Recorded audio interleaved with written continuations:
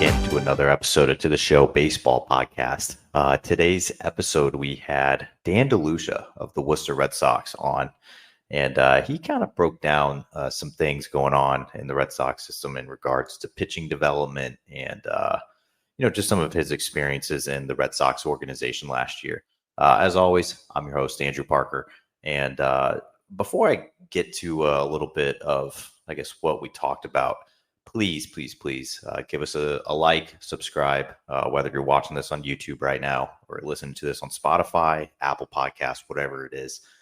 Please leave a good review for us. It helps a lot. But yeah, I think Dan DeLucia is probably one of the better hires the Red Sox have had in the minor league system over the last couple of years. I feel like he does a very good job of communicating well with players and obviously getting them to where they need to go. And we kind of talk about some guys in the episode like Quinn Priester and Richard Fitz, Hunter Dobbins, and some of the guys he helped last year like Cam Boozer and Chase Sugar and Zach Penrod and a few others that ended up making their MLB debut. So I feel like there was pretty good information from him, and he's obviously a wealth of knowledge. Obviously being in the Red Sox system now for the past couple of years and being at Ohio State before that. But without further ado, please enjoy the interview with Worcester Red Sox pitching coach Dan DeLucia.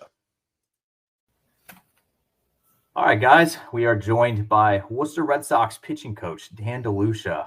Dan, I did kind of want to start this off, and for people that aren't familiar maybe as much with minor league baseball and what some of the staff does around spring, whenever you guys all report down there, and obviously I know like Chad Tracy and yourself and probably Clark and Noah Junis and all of them have been down there for a while.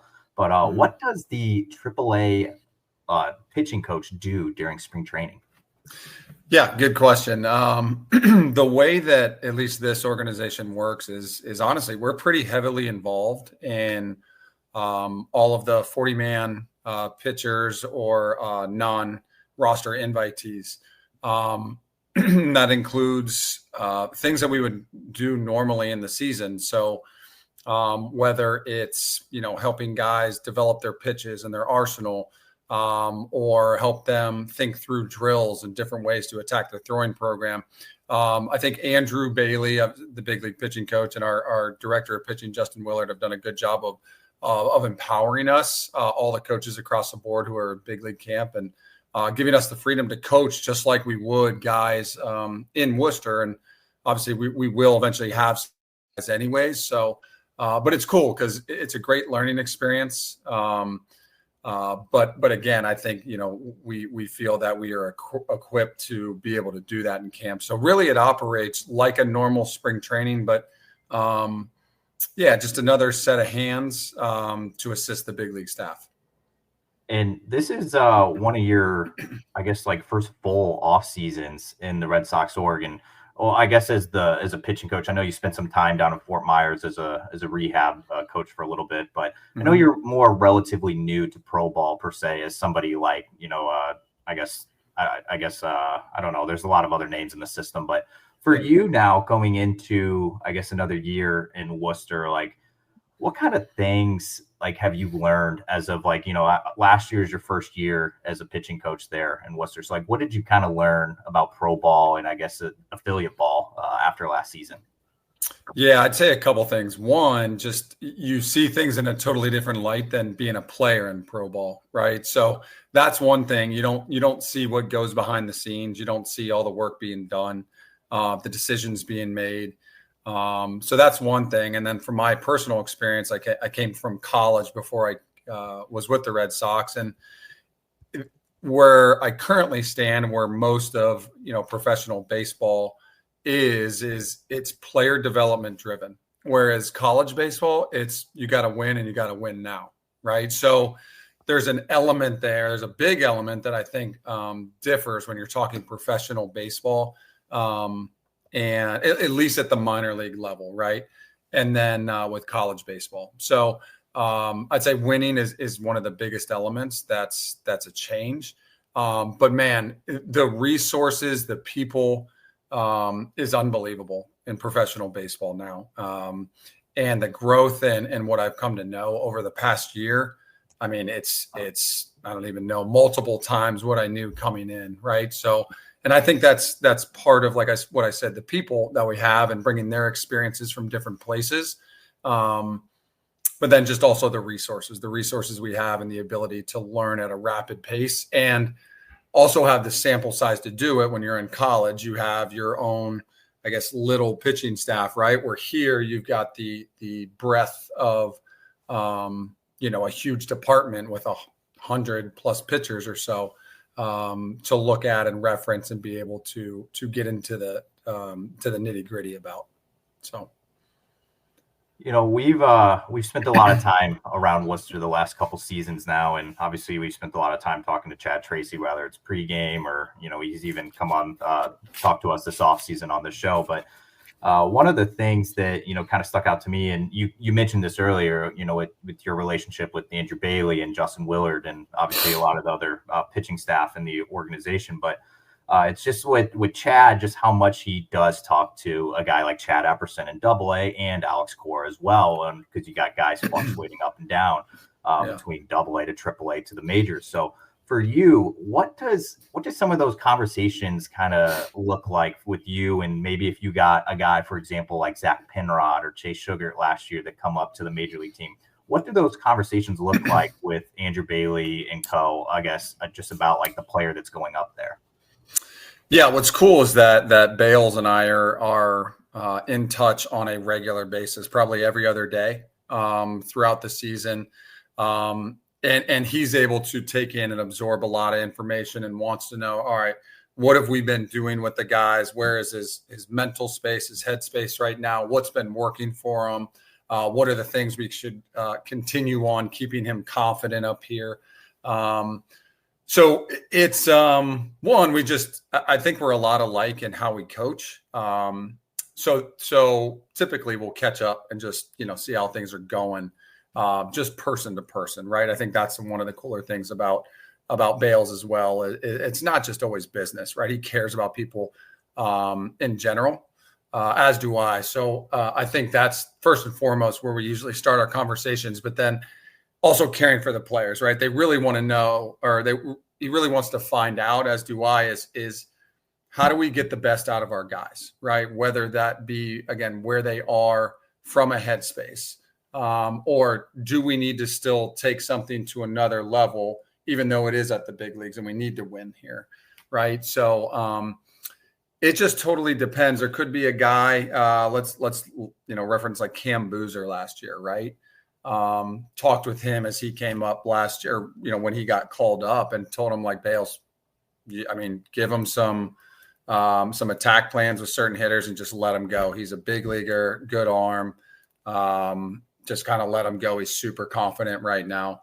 And that's what he did. Obviously he helped the ball club there for a little bit throughout the season. But then there's some other guys like, hey, make sure you keep him in the rails. Make sure you do this or that, or really lean on a certain pitch in bullpens.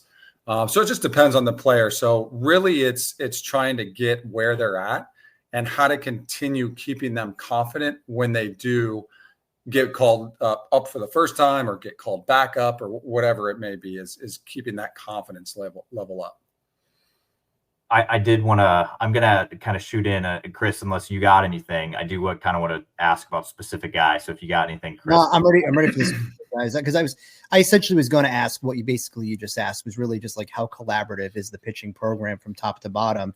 You talk about like the relationship with Andrew. But even outside of that, do you have like regular communication? I assume obviously if there's a player coming up from AA, you're going to have that conversation. But do you have conversations with the lower level guys? Is that something that is a regular thing for you? Like, or is that strictly Willard and his group, and maybe they filter it up to you guys as necessary? No, great question. Me personally, I'm very collaborative in what I want to do. I think some of the best coaches in professional baseball are at the lower levels. I think they are taking guys who are green, right, that are fresh and that need a lot of development at those levels. When you get up to AAA, I want to say it, I guess, like putting the finishing touches on, right? And not saying that we're still not aggressive with development, but I want to know what those guys are doing to get the guys even at the lower levels better. And we've got some really good baseball minds, some young baseball minds down there and within our department that I do want to lean on, because it's the same thing I did when I coached in college. Like, I would lean on Division III coaches. What are you guys doing? Because typically those were the guys who are doing more with less, right? So you have to think differently. You have to know how to engage players differently and get the most out of them. So I really, really enjoy talking to all of the coaches up and down levels. Again, like Sean Isaac was a guy who's in AA. So we would talk in the same realm that Bales and I would talk when guys would come up and down from the big leagues to AAA. But yeah, great question. I think a lot of times those levels just, they're not as exciting. They've got a long way to make it up where we are, and even in a bigger jump to the big leagues. So you forget about them. But man, the minds and the growth opportunities that I personally get by collaborating with those guys is awesome. So great question. Yeah, so I'm kind of going to switch gears here a little bit. Obviously, I wanted to ask you about a few specific guys that you had a chance to see last year in 2024. And a lot of these guys are getting a lot of eyeballs, as you said earlier. A lot of them have either NRIs or they're 40-man guys. So they're obviously getting up in big league camp and into games so far this offseason. There's been a guy whose name has been kind of a favorite, I think, a little bit on Red Sox social media, whether it's Twitter or Instagram, whatever it is these days that everybody's kind of bickering each other on. But you got a guy in Quinn Priester, and that's a guy that, obviously you got to work with a little bit towards the end of the year last year after he came over in the trade. And, for yourself, what kind of things are you noticing about Quinn as we're entering 2025? Yeah, Quinn's awesome. We actually just sat down for a meeting, kind of a review meeting from yesterday's outing over in Lakeland. But man, he's a guy that wants it. He wants to be part of a winning culture. He wants to be part of a winning team. And he himself wants to be the best version of himself. I'd say he's along the line sometimes as like a perfectionist, but not in a good way. And he's passionate, man. When he feels something, when he has something in his head, he just wants to get it out and talk through it. I've really enjoyed, and I know the rest of the staff has too, really enjoyed getting to know him over the last, what would it be, like 9 months since we got him in the trade. He's a guy you root for because he does everything you want in a player, right? He works hard. He's solid in between the ears. For example, he, in one of the first meetings or first outings that he had with us, like, he ran the advance meeting on the other team. He had dug into everything, and typically the catchers will kind of collaborate and we'll kind of keep things in the guardrails there. He ran the whole thing. He knew what he wanted to do to every single hitter. He knows what his strengths are. He knows what he's trying to do. So pretty impressive out of him. And again, that's why you root for someone like that, right? Very coachable, wants feedback. So again, he's a guy that it's like you have some of your guys that you really root for that you hope can really take a big jump this year. So that's kind of the experience in the short term. But yeah, we'll see how things unfold. But yeah, definitely a guy we all root for. And so Chad Tracy had, told us a couple months ago whenever he came on here, and he was kind of talking about Quinn Priester a little bit. And, he had mentioned that when he first came over in the trade that, his velocity was kind of down, and towards the end of the year, he was up at 96, 97, things like that. He said that, you and Justin Willard and company were kind of working with him a little bit, working on some things. And how does that happen? Like, how does a staff, once they get a hold of it, like, say, because you guys didn't have him on, in the organization until July, August of last year. So how do you guys work so quickly? And just like, is it you guys just pointing out things and like, we noticed this, maybe if you do this differently, like, how does that happen? Yeah, great question. And I want to make sure I give credit to Noah Junis, to our bullpen coach, because he's obviously kind of my counterpart, and we tackle a lot of these things collaboratively.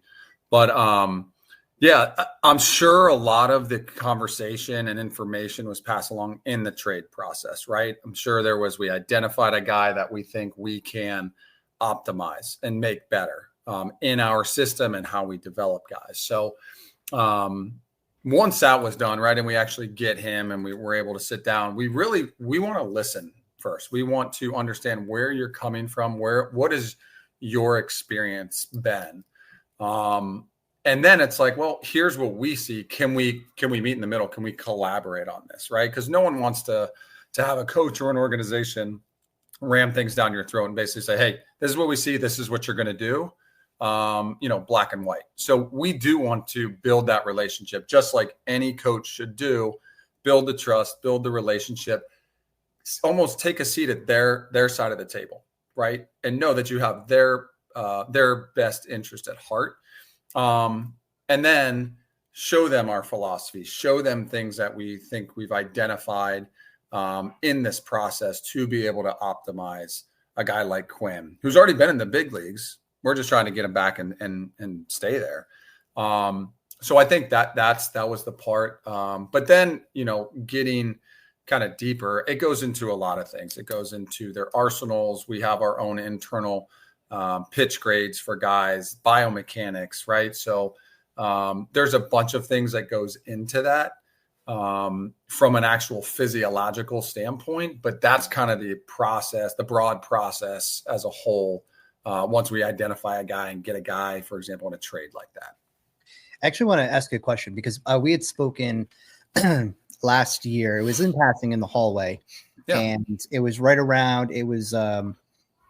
I reference this a lot because Quinn was walking around with two protein shakes, and I had asked you about what was like the focus in regards to adding weight, and you had mentioned the biomechanical changes, but I wasn't gonna make you say like, hey, what is he doing specifically? But I guess in the terms of just like broad brush for a Red Sox fan, what does that mean from that perspective? What are like just some of the things you guys are looking at? So like if they do hear a quote and it says, oh, we did a biomechanical, what does that actually look like for a fan?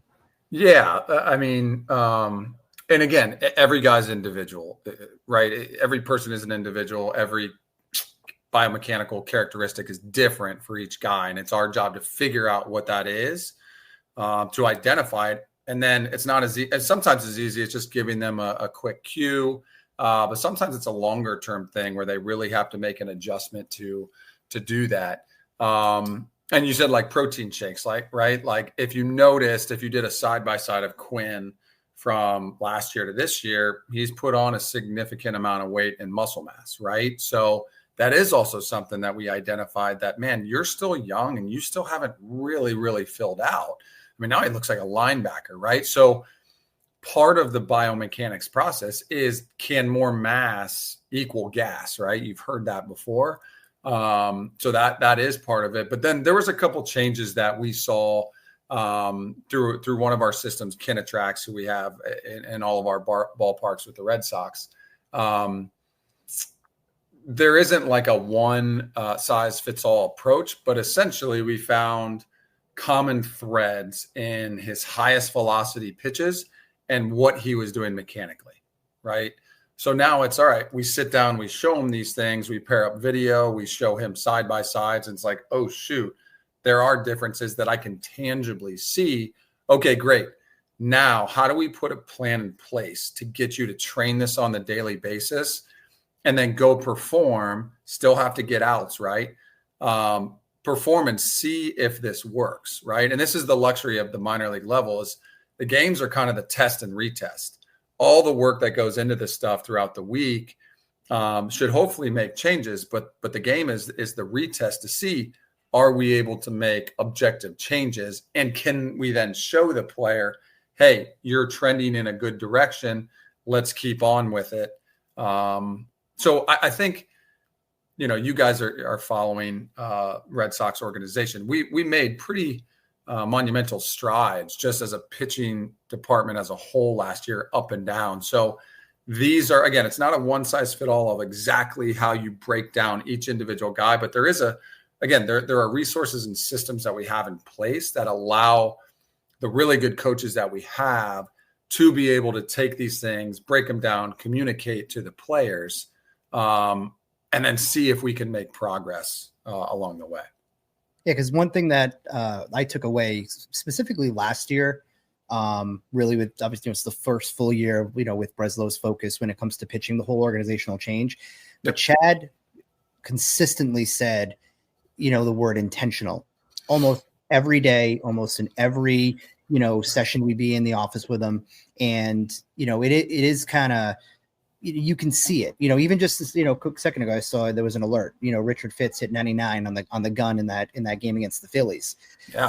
We weren't talking about 99 for Richard Fitz last year. That wasn't something you were seeing, and now you're seeing, you get those things. So, and it's interesting to see how each person has kind of evolved and developed. And as you guys are now talking about it and you kind of just connect to those, it's easier for us because we're there. We see it every other week. Sure. But it's been nice to see with Quinn though, because you can tell there's been a massive change in a short period of time. Yeah. I mean, and Fitz the same way, if he's already hitting 99, like that's fantastic. Bryce Harper, 99 Harper. Got it. Yeah, that makes sense. I'd want to throw harder against that guy too. But yeah, like you said, it's I guess for the people who aren't in it on a daily basis, right, there is somewhat of a system. But again, I think it's a collaborative approach. We all talk about these things together, and just with the amount of information and the biomechanics and the analytics and the data, certain things can, I may not see something, but Junis may see something. And then we talk about it and all right, can we deliver this to the player? And we're constantly just seeing how can we optimize these players? How can we make them the best version of themselves? So really it's like, it never stops. There's so many things that we can access. But we're just as hungry as the players are to help them get better. I mean, that's what our job is, but that's what we really enjoy seeing. I was glad you brought up Richard Fitz because he was probably the next guy I was going to talk about. But I do also want to group in a guy as well, and Hunter Dobbins, a guy that you got to work with a little bit towards the end of the year last year. And, obviously Fitz saw some time in the majors last year and had some success when he was up there. I know that, people always look at, hey, like he can't really miss bats. His strikeout numbers aren't too high. And so I have a two-parter here for you. So, well, first, I kind of want to know, like, what kind of things are you working on this spring with the guys like Richard Fitz and Hunter Dobbins? And secondly, it's, with the guy like Fitz, what are some ways that you guys are working with him on how to like maybe miss a couple more bats when he gets up there in the bigs? And I guess this is like a polar opposite way, but for Hunter Dobbins, he's a guy that's been lighting up the radar gun as well this offseason. Like, how do you harness that to get him to the big leagues? Yeah. So I'll start with Fitz. One, you could see, like, velocity is a big driver for him, right? So that's going to exponentially increase the value of all of his other pitches, right? So if he's able to hold 99 throughout the year, he's going to be in a much better spot. He's going to be able to induce more, swing and miss. Now, as a starter, I know he's only going a couple innings today. Does he tick back down? Probably, but like velocity is the biggest driver for him.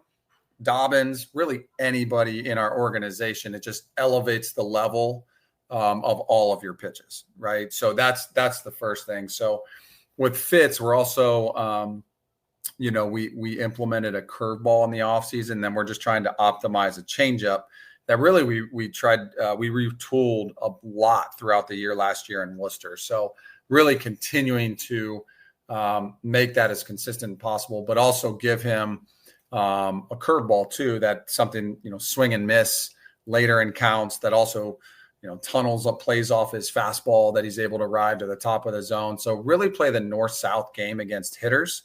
But the first thing is going to be increase the velocity. So, and in the same breath, I mean, it's the same thing for Dobbins, right? It was funny. We were in the dugout in the game he started the other day in Jet Blue, and I was standing next to Giolito, and you're just throwing a 97, 98 mile an hour fastball at the top of the zone right by someone for strike three, right?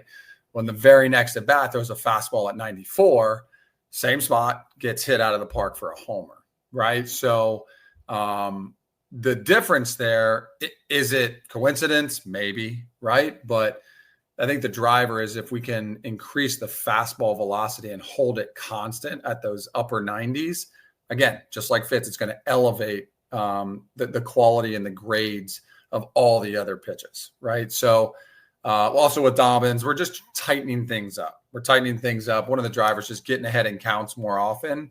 And when you do, put guys away.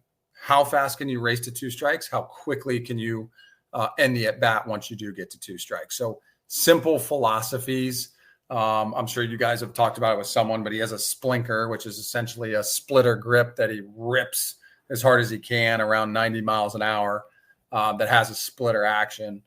And then just retooling his sweeper a little bit. So really he's got a lot of tangibles and a lot of qualities that are big league ready. It's how consistent can we be with all those, and can he keep that velocity at that higher level consistently? When we talked to Chad during the offseason, I had mentioned to him that on paper, you guys have probably the deepest pitching staff that WooSox to WooSox have had really in a very long time. And you have veterans who have big league experience, like a Michael Fulmer, who potentially could start, with you guys, to Cooper Criswell. You have the Fitz and you have the Dobbins of the world. I did want to ask you about, though, 2 players that are really not on Red Sox fans' radar, but are going to be part of the equation. One is Grant Gambrell and the other is Shane Drowan. When you guys get Drowan back, when I talked with him, he had mentioned he was trying to get more strength in the shoulder. He was trying to add on more weight. He looked physically bigger. His frame did look bigger, shoulders. Where do you see him right now? How does he look? And then with Gambrell, someone that could shut down towards the end of last year, he was a little banged up.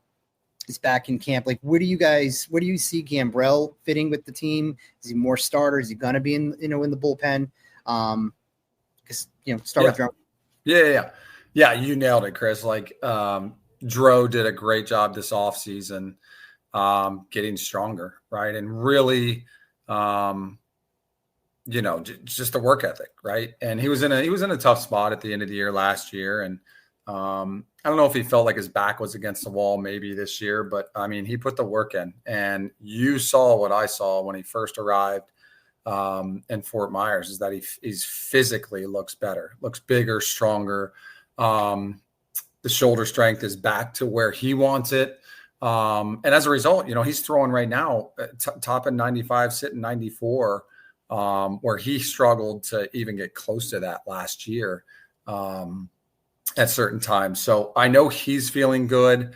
I haven't seen him with my own eyes yet, but I've talked to a lot of the other minor league coaches who have had him, and he's opening some eyes on the minor league side right now. So not really sure I think it all depends on that trickle down effect, right? Like, where do some of these starters land? Do some of them end up in the big leagues, or some of them down with us? So not sure if he's going to be lengthened out just yet as a starter, or if we're going to have him kind of in a reliever role or a swingman role. But the one thing we Trace and I were talking about the other day is we don't have a ton of lefties potentially at the AAA level, at least looking through all the arms and everything like that. But he could be one that can really make an impact. And again, he's been there, right? He's been to big league camp, pitched in the big leagues just for a little bit there. So he knows what to expect. And again, I think he has a little chip on his shoulder. I don't think he liked last year and how he was handled with the other organization he was with. So it'll be pretty exciting. I'm pretty excited to see him personally, but I think everybody else should be too, because he's worked his tail off, and I mean, he looks like he's ready to go. So, the other guy, Gambrell, I've gotten close to Gambrell over the past couple of years. When I was in the rehab role, he started there, and unfortunately, the last 2 years he's had to be shut down just because of some minor elbow forearm stuff. But he's also put himself in a pretty good position. Again, just like we talked about with all of these guys, the velocity has ticked up quite a bit. If you guys watched the big league outing, he got to back up in JetBlue. He was 95, 96 with his fastball. I know he's got another 2-inning stint in Clearwater today against the Phillies, so we'll see if that trend continues. But he knows how to pitch. He's got the ability to shape pitches and and do things what he wants with the baseball. A lot of this is just going to depend on where that trickle down effect and where guys fit. Again, Gambrell could easily be a starter. That's pretty much what he's done his whole life, but he's pretty interesting in the relief role as well. Because again, you take guys that have traditionally thrown in the low 90s with interesting stuff, you put them in a relief role, their velocity automatically jumps up and they become pretty interesting. So not exactly sure where either of those guys are going to stand here in a month or so. But they both put themselves in pretty good positions. It was almost like when Penrod went down, mm-hmm. the first thing that came to my mind was, because last year is the opposite. You guys had like a million lefties. It was like the complete. Yeah. It just seemed like if you were a right-hander, it was like an albatross in the locker room. But like from this perspective, though, when Penrod went down, I immediately thought Drouin could maybe fill that role. He could be that type of guy for you guys out of the bullpen, where maybe go bulk innings, because that's what Chase typically does. These guys are going typically 2 innings because he wants them to be ready for the big leagues and any sort of right. But I felt like he, again, just my 2 cents, but like I thought he'd be good out of that role. But it just Gambrell was a little more interesting because to me he gives me like Van Bell vibes, where Van Bell, when he came out of the rotation last year and went into the bullpen, he was lights out pretty much the last 2 months. He had sub 2 ERAs, I mean, like it was like the complete opposite, guy. And it was almost like, can Gambrell kind of be that Van Bell this year out of the pen that can give you length, but also can flop back to the rotation if people are called up with some of the stuff you just talked about. Yep. 100% agree. I mean, these are all possibilities, and take a guy like Drohan, if he's already throwing 90, 94 top of 95, what does he look like as a reliever out of the bullpen, left-handed with a few good, pretty top shelf pitches? They're potentials that you kind of dream on, right? And just wonder about the possibility of what could be. So I'm on the same page with you. I think there's a lot to still be played out this spring. All right, I got 2 quick questions left, and we'll let you slide. Cool. Yeah. I'm gonna put you on the spot a little bit here, so no pressure. But from last season in 2024, there was a lot of. I feel like you had probably a lot of feel-good moments, and obviously, you saw some guys make their MLB debuts that you got close with, or whatever it was, and a lot of people were having babies in Worcester. I mean, whatever it was, you had a lot of like cool moments. I know Penrod had a daughter last year, but I guess as far as for you, what was the one moment that you look back and you're like, that one was the coolest one that I experienced all last year? Boozer's call up was pretty cool. Honestly, in the AAA clubhouse, that was the first one that I was a part of in Worcester, and he was on speakerphone, and Breslow was on there. I think Willard was on there, and we were in the room, and just like the amount of work that he put in throughout his career to get there, and I don't know, the whole thing was pretty cool. I'd say that was another one, and then. I know that there's some ones that aren't really exciting, and there's not really like a moment that I don't know that triggers you necessarily with this one. But like you mentioned Van Bell, and Van Bell, if I'm honest, was like somewhat at the end of the rope, and there wasn't much left for him to give, right?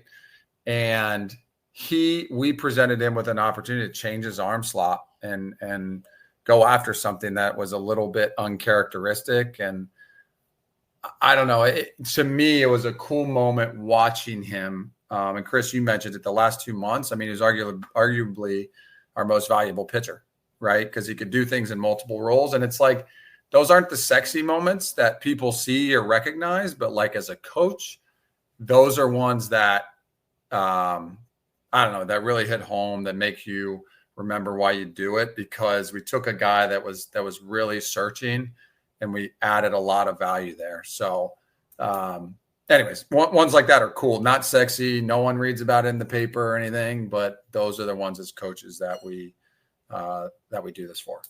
That Van Bell reference to me though, that's the prime example of pitching development. Because I think when people think about pitching development, they think about, well, who can be your internal Garrett Crochet, where it's not always about who's the next ace. You're developing how many pitchers up and down the organization from the big level down.